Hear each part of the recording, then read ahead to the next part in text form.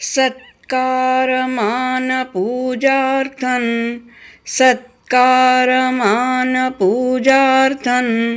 तपोदम्भेन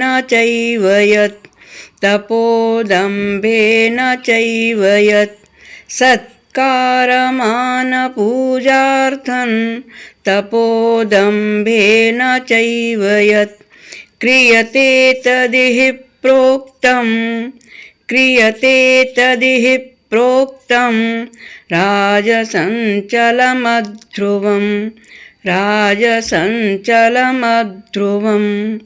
क्रियते तदिह प्रोक्तं राजसञ्चलमध्रुवम् सत्कारमानपूजार्थं तपोदम्भेन चैव यत् क्रियते तदिह प्रोक्तं राजसञ्चलमध्रुवम् सत्कारमानपूजार्थं तपोदम्भेन चैव यत् क्रियते तदिह प्रोक्तं राजसञ्चलमध्रुवम्।